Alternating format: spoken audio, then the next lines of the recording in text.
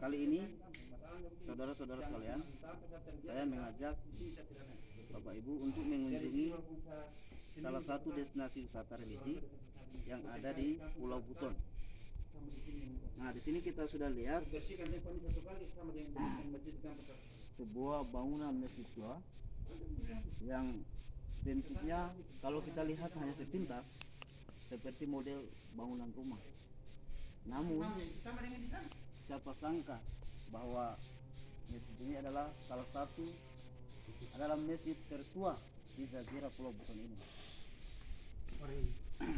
Bapak Ibu sekalian, saya akan menceritakan mengenai keberadaan masjid ini dari beberapa aspek. Yang pertama dari aspek asal muasal bangunan masjid ini. Kemudian yang kedua, saya akan menjelaskan mengenai konsep arsitektur dari bangunan masjid ini. Selanjutnya, beberapa peninggalan berupa naskah-naskah kuno maupun dokumen maupun batu prasasti yang terdapat di masjid ini.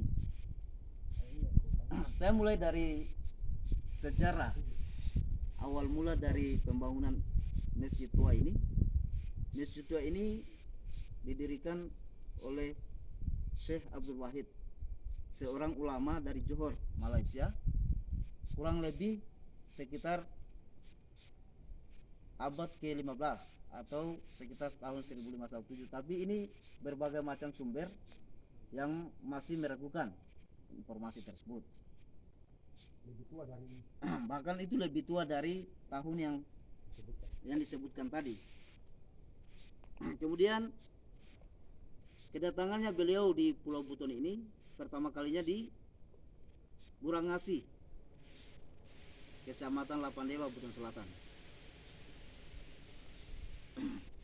Di sana beliau kemudian menyerukan masyarakat setempat untuk mengikuti ajaran Islam. Namun tidak serta-merta masyarakat di situ langsung menerimanya.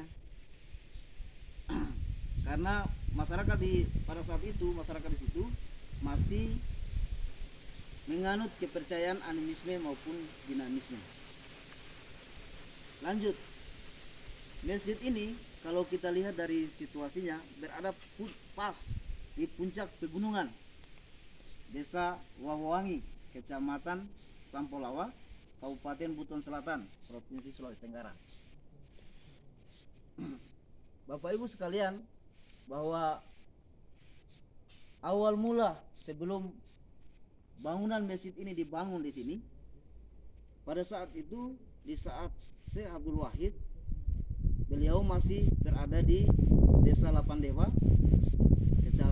Kecamatan Lapandewa sekarang, Buton Selatan, melihat cahaya yang memancar di atas puncak pegunungan ini sampai menjulang ke langit. Dalam ilhamnya tadi melihat cahaya itu, beliau menyerukan kepada masyarakat setempat agar kita mendirikan masjid tepat di atas titik terang cahaya tersebut. Akhirnya dibangunlah masjid tua ini di atas puncak tersebut. Sehingga dari situ kemudian berdirilah masjid yang diberi nama sesuai dengan nama di daerah ini, yaitu Masjid Tua Wawangi. Nah, ternyata ada keunikan tersendiri dari masjid ini. Orang-orang di sekitar sini menyebut masjid ini sebagai masjid di atas angin. Kenapa disebut sebagai masjid di atas angin? Karena dari namanya masjid ini adalah Masjid Wawowangi. Dalam bahasa Cia-Cia setempat, Wawowangi itu artinya di atas angin. Sehingga nama Masjid Tua Wawowangi ini bisa juga dikasih nama Masjid Tua di atas angin. Bapak Ibu yang saya hormati, kalau kita melihat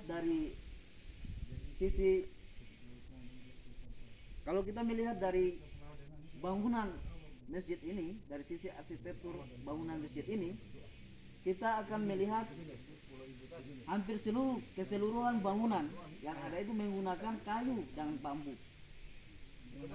Kemudian dinding di sini kita lihat terbuat dari bambu-bambu kecil yang diikat sedemikian rupa, dan yang mengikatnya di sini tidak sembarang orang.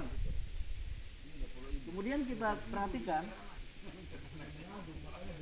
perhatikan di sini bambu yang diikat ini, setiap satu ikatan itu 2 buah bambu, dan pengikatnya menggunakan ijuk seperti bulu rambut. Ini menandakan bahwa bambu yang diikat 2 ini diibaratkan sebagai suami istri yang diikat menjadi satu. Kemudian bulu sabu ijuk ini ibaratkan seperti bulu manusia yang berwarna hitam, bulu-bulu seperti model bulu rambut. Ini menunjukkan bahwa masjid itu diibaratkan sebagai suami istri yang menyatu dalam satu ikatan. Kemudian ini menunjukkan bahwa hubungan dengan Allah Subhanahu wa taala menjadi salah satu hubungan yang suci, yang menyatu. Selanjutnya kita lihat dari kayu, dari atap rumah bangunan masjid ini menggunakan kayu jati yang ditipis, yang dikasih tipis, sehingga menunjukkan keaslian dari bangunan ini. Jika kita melihat dari sisi bangunan, kita bisa melihat bahwa bangunan ini masih sangat alami sekali,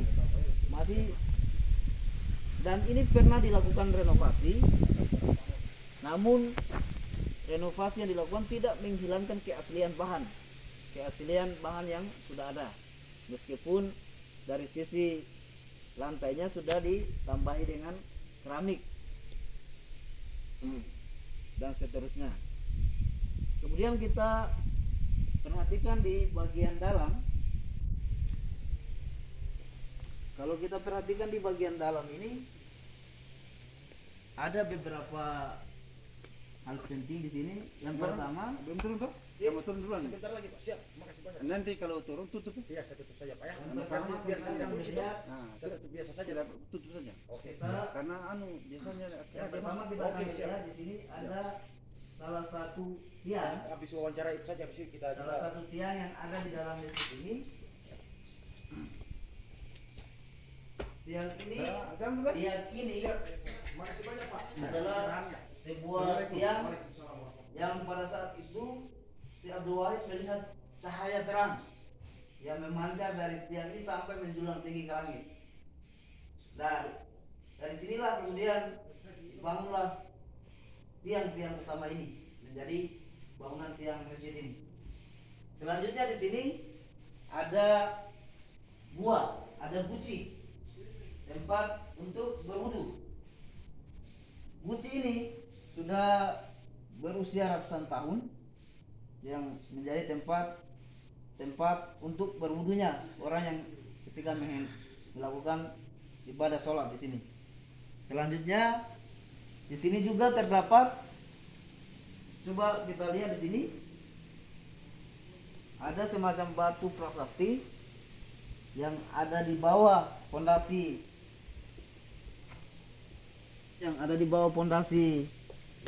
masjid ini. Coba kita perhatikan yang ada di bawah pondasi masjid ini. Itu kalau dilihat di sini, karena ini agak gelap sedikit sehingga tidak nampak jelas. Ini ada semacam tulisan huruf Arab gundul yang sampai hari ini belum ada yang mampu membaca secara jelas mengenai apa isi dari tulisan-tulisan tersebut, sehingga ini membutuhkan penelitian lebih lanjut para antropolog untuk bisa membaca lebih detail mengenai keberadaan masjid ini. Selanjutnya ada naskah-naskah kuno yang memang pernah ada di sini, namun naskah kuno itu berisi naskah khutbah. Khutbah Jumat ada 4 naskah di situ. Yang pertama itu naskah khutbah Jumat, kemudian khutbah Idul Fitri, khutbah Idul Adha, dan khutbah untuk mendoakan keselamatan warga di sekitar tempat ini. Itu mungkin menjadi catatan kita bahwa harapannya kita menjadi memahami bahwa masjid ini merupakan salah satu peninggalan warisan dari leluhur yang benar-benar menjadi pusat peradaban Islam di Pulau Buton ini. Ini menjadi fakta sejarah bahwa masjid ini adalah merupakan pusat penyiaran Islam di Pulau Buton ini. Mungkin seperti itu, Bapak Ibu sekalian, teman-teman sekalian. Kalau